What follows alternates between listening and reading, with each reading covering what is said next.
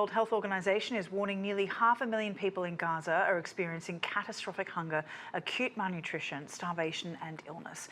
William Deere joins us now for insight into the dire situation in the enclave. He's the director of the United Nations Relief and Works Agency for Palestine's office in Washington. Great to have you on the program today.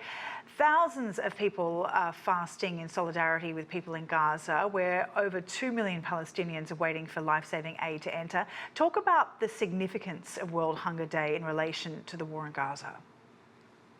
Well, first, thanks for the opportunity to join you. World Hunger Day gives us an ability to focus even more closely on the situation in Gaza. It is beyond catastrophic now. Your reporting just a moment ago confirms that there is a complete breakdown in the social order in Gaza because of a conscious decision by the Netanyahu government to block humanitarian aid from reaching hungry people. The report that you cited, that 500,000 people in Gaza are facing starvation, also said that these assessments indicated a rapidly deteriorating situation. I'd remind you that report is over 2 weeks old with no substantial amount of food coming in to the Gaza Strip. So what do we know about the current condition of people? Of course, we know about the thousands of people who tried to reach a food distribution site. I believe 3 people were killed in that process. We also know that thousands of babies were at risk of dying due to not having enough access to aid. Can you give us a little bit of insight in terms of how it's looking on the ground, the chaos and the dire humanitarian situation? Well, chaos is exactly right. I have received reports within the hour that a World Food Program warehouse was broken into by people looking for food.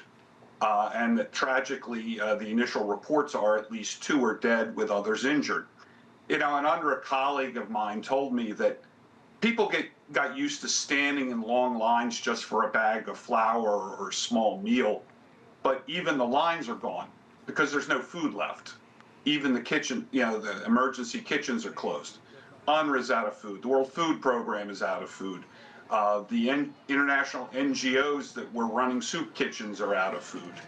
And as the Secretary General said, we have the people, we have the distribution access points, we have the networks, the community relationships, and we have the pallets of food ready to go. Let's do it right, and let's do it right away.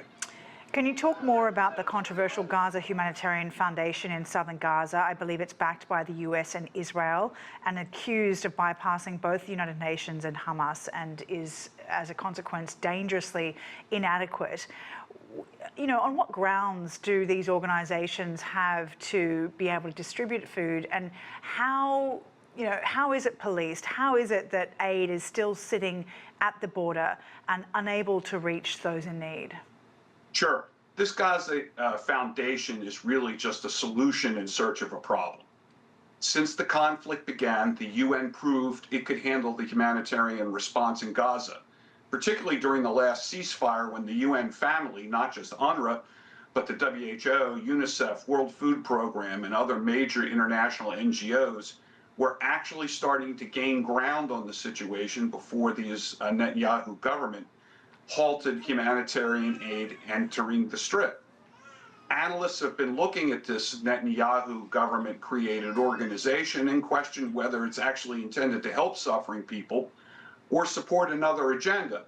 The questions are, for example, are the aid locations designed to support the hungry, or is it there to support the government's policy of compressing Gazans into smaller and smaller areas of the Gaza Strip?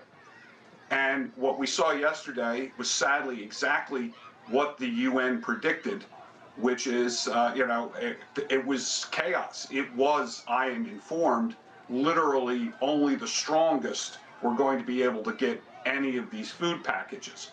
If you're elderly, if you're crippled, if you're injured, there was no chance you were going to be able to get any of that food.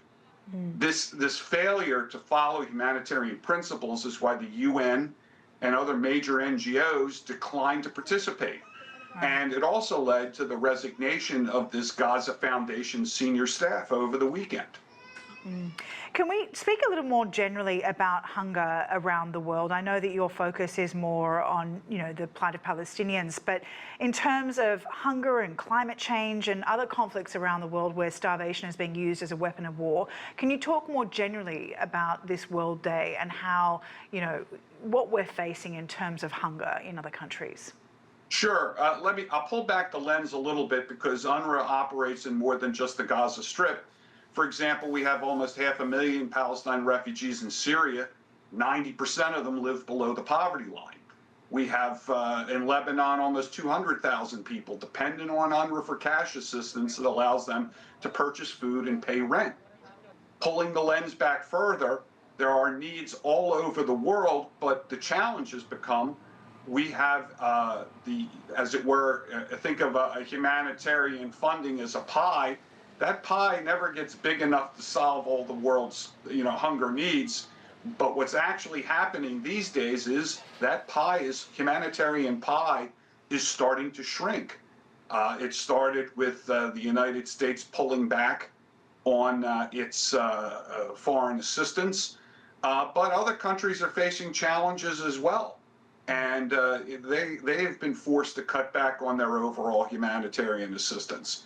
As you noted, you have all sorts of factors that go into this, from conflict to climate change, but also the overall availability of funding to address these needs is sadly getting smaller.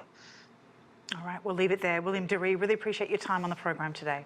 Of course, thanks for the opportunity.